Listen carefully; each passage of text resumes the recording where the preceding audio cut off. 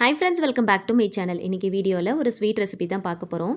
நல்ல சாஃப்டாக ஜூஸியாக பேக்கரி ஸ்டைலில் பால்பன் ரெசிபி வீட்லேயே பர்ஃபெக்டாக எப்படி செய்யலான்றதை பார்க்கலாம். பர்ஃபெக்டான மெத்தடில் கரெக்டாக ஸ்டெப் பை ஸ்டெப்பாக நான் உங்களுக்கு டீட்டெயிலாக சொல்லியிருக்கேன். ஸோ வீடியோவை ஸ்கிப் பண்ணாமல் பாருங்கள், அப்போ தான் உங்களுக்கு பர்ஃபெக்டாக வரும். ஸோ ஃபர்ஸ்ட் டைம் சேனலை பார்க்குறீங்கன்னா ப்ளீஸ் சப்ஸ்கிரைப் பண்ணிட்டு பாருங்கள். கூடவே இருக்கிற பெல் ஐக்கனையும் கிளிக் பண்ணிக்கோங்க. அப்போ தான் நான் வீடியோஸ் போடும்போது உங்களுக்கு நோட்டிஃபிகேஷன் வரும். நீங்களும் மிஸ் பண்ணாமல் உடனடியே பார்க்கலாம். பால்பன் செய்யறதுக்கு மாவு ரெடி பண்ணிக்கலாம். 1/2 கப் அளவுக்கு நல்ல கெட்டியான தயிர் எடுத்துக்கோங்க. இது கூட ஒரு சிட்டிகை உப்பு சேர்த்துக்கலாம். 1/2 டீஸ்பூன் பேக்கிங் சோடா ஆட் பண்ணிக்கோங்க.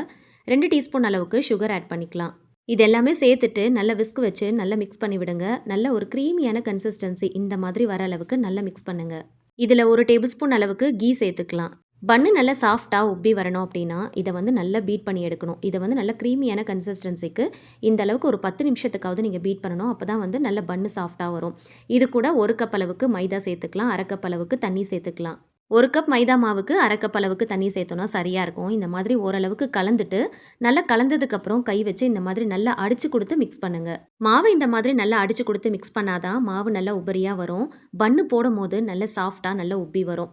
மாவு ரொம்ப திக்காகவும் இருக்கக்கூடாது, ரொம்ப தண்ணியாகவும் இருக்கக்கூடாது. இந்த மாதிரி எடுத்து போடுற பக்குவத்தில் நல்லா மிக்ஸ் பண்ணி எடுத்துக்கோங்க. கையில் கொஞ்சம் ஒட்டுறா மாதிரி தான் இருக்கும். இந்த மாதிரி நீங்கள் பக்குவத்தில் மிக்ஸ் பண்ணாதான் பன்னு போடும் போது கரெக்டாக வரும். இந்த மாவை நம்ம 1 மணி நேரம் ஊற வைக்க போகிறோம். மாவு ட்ரை ஆகாமல் இருக்கிறதுக்கு கொஞ்சம் போல் மேலே 1 டீஸ்பூன் அளவுக்கு நெய் சேர்த்து நல்லா தடவிட்டு மூடி போட்டு 1 மணி நேரம் அப்படியே வச்சிடலாம்.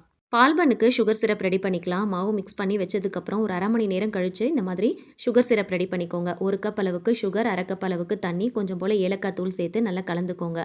இது நல்லா இந்த மாதிரி நல்லா கொதிச்சு வரணும். கொதிச்சு வந்ததும் ஸ்டவ் ஆஃப் பண்ணிக்கலாம். இந்த மாதிரி நல்லா கொதிச்சு நல்ல நுர கூடி வந்ததும் ஸ்டவ் ஆஃப் பண்ணிடலாம். ஒரு கம்பி பதத்துக்கெல்லாம் போகக்கூடாது. இந்த மாதிரி எடுத்து ஊற்றும் போது கொஞ்சம் நல்லா திக்காக இருக்கிற மாதிரி இருக்கணும். இந்த மாதிரி நல்லா திக்காக கையில் எடுத்து பார்க்கும்போது ஒரு பிசுபிசுப்பு தன்மையோட அரை கம்பி பதம்னு சொல்லுவாங்க. அதாவது கையில் ஒட்டிட்டு அப்படியே அந்த கம்பி பாதியில் விடுற மாதிரி இருக்கணும். இந்த ஸ்டேஜில் ஸ்டவ் ஆஃப் பண்ணிடுங்க. ஒரு கம்பி பதத்துக்கு போயிருச்சு அப்படின்னா பன்னு போடும் போது சரியாக ஊறாது. இந்த மாதிரி பதத்தில் இருந்துச்சு அப்படின்னா பன்னு நல்லா ஊறும், சாப்பிட்றதுக்கும் நல்லாயிருக்கும். 1 மணி நேரம் கழித்து மாவு எடுத்து பார்க்கலாம். ஒரு தடவை கையால் கலந்து விடுங்க. கையில் கொஞ்சமாக எண்ணெய் தடவிக்கோங்க. அப்போ தான் ரொம்ப ஒட்டாமல் இருக்கும்.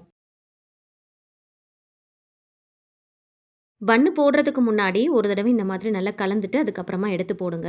கடாயில் கொஞ்சமாக ஆயில் ஊற்றி ஓரளவுக்கு மீடியம் ஹீட்டில் இருக்கும் போது சின்ன சின்ன உருண்டைகளாக எடுத்து போடுங்க. எண்ணெய் ரொம்ப காஞ்சிடக்கூடாது. அந்த மாதிரி காஞ்சிருச்சு அப்படின்னா மாவு போட்டதும் கலர் சேஞ்ச் ஆயிரும். ஆனால் மாவு சரியாக உள்ளே வேகாது. மீடியம் ஹீட்டில் இருக்கும் போது எடுத்து போடுங்க. போட்டதும் மாவு நல்லா உப்பி வர ஆரம்பிக்கும். இந்த மாதிரி சின்னதாக போட்டிங்க அப்படின்னா உப்புனதும் இந்த மாதிரி கரெக்டாக மீடியம் ஷேப்க்கு வரும். பேக்கரியில் வாங்குகிற பால்பன் இந்த மாதிரி ஷேப்பில் தான் இருக்கும். ஸோ அதனால் இந்த மாதிரி சின்னதாக போட்டிங்க அப்படின்னா கரெக்டாக வரும். போட்டதுமே உடனே திருப்பிடாமல் எண்ணெயை நல்லா தெளித்து விட்டுட்டு ஒரு பக்கம் நல்லா செவந்ததுக்கப்புறம் இன்னொரு பக்கம் திருப்பி போட்டு சிம் ஃப்ளேமில் வச்சு பொறுமையாக ஃப்ரை பண்ணி எடுத்துக்கோங்க. இதே மாதிரி எல்லா மாவையும் போட்டு பொரிச்சு எடுத்துக்கலாம். நம்ம ரெடி பண்ணியிருக்கிற இந்த மாவில் 13 பன்னு கிட்ட வரும். நீங்கள் மீடியம் ஷேப்பில் போட்டிங்கன்னா எல்லா பன்னையும் பொரிச்சதுக்கப்புறம் ஆயிலை லைட்டாக ஹீட் பண்ணிவிட்டு மறுபடியும் எல்லாத்தையும் ஒன் டைம் இந்த மாதிரி போட்டுடுங்க. ஜஸ்ட் ஒரு 2 to 3 செகண்ட்ஸ் மட்டும் 2 பக்கமும் இந்த மாதிரி நல்லா திருப்பி போட்டு எடுத்திங்கன்னா மேலே நல்ல ஒரு கோல்டன் கலரில் வரும். மேலே நல்ல பன்னு நல்லா கிறிஸ்பியாக இருக்கும். உள்ளே நல்லா சாஃப்டாக இருக்கும். ஃப்ரெஞ்ச் ஃப்ரைலாம் பண்ணும்போது டபுள் ஃப்ரை பண்ணுவோம் இல்லையா, கிட்டத்தட்ட அதே மாதிரி தான். ஆனால் ரொம்ப நேரம் ஃப்ரை பண்ணக்கூடாது. ஜஸ்ட் ஒரு 2 to 3 செகண்ட்ஸ் மட்டும் தான். அந்த நல்ல ஒரு கோல்டன் கலர் கிடைக்கிறதுக்காகவும் நல்ல கிறிஸ்பினஸ் கிடைக்கிறதுக்காகவும் அந்த அவுட்டர் லேயர் நல்ல கிறிஸ்பியாக இருக்கும் போது சக்கரை பாகில் ஊறும் போது நல்லா சாஃப்ட் ஆயிரும். சாப்பிட்றதுக்கு ரொம்ப நல்லாயிருக்கும். பன்னு வெறும் 1 டைம் மட்டும் ஃப்ரை பண்ணிட்டு சக்கரை பாகில் ஊற வச்சோம் அப்படின்னா பன்னு எடுக்கும் போதே அப்படியே உடஞ்சி போகிற மாதிரி ஆகிடும். அந்த மாதிரி இல்லாமல் பர்ஃபெக்டாக வரணும் அப்படின்னா அவுட்டர் லேயர் நல்லா கிறிஸ்பியாக இருக்கணும்.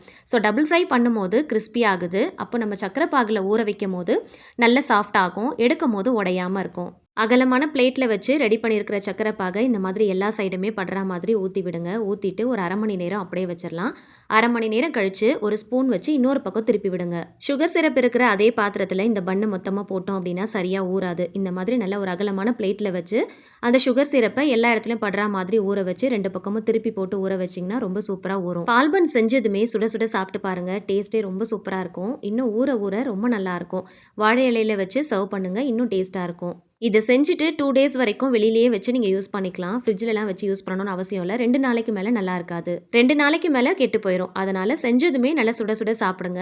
ஒரு 2 நாள் வரைக்கும் நம்ம வச்சு யூஸ் பண்ணிக்கலாம். கட் பண்ணும் போதே செம்ம ஜூஸியாக நல்ல சாஃப்டாக சாப்பிட்றதுக்கு அவ்வளோ சூப்பராக இருக்கும். கண்டிப்பாக ட்ரை பண்ணி பாருங்கள். வீடியோவில் நான் சொல்லியிருக்கிற இதே மெத்தட் அண்ட் மெஷர்மெண்ட்டில் ட்ரை பண்ணிங்கன்னா பர்ஃபெக்டாக வரும். வீடியோ பிடிச்சா லைக் பண்ணி ஷேர் பண்ணி சேனலை மறக்காமல் சப்ஸ்கிரைப் பண்ணிக்கோங்க. தேங்க்ஸ் ஃபார் வாட்சிங்.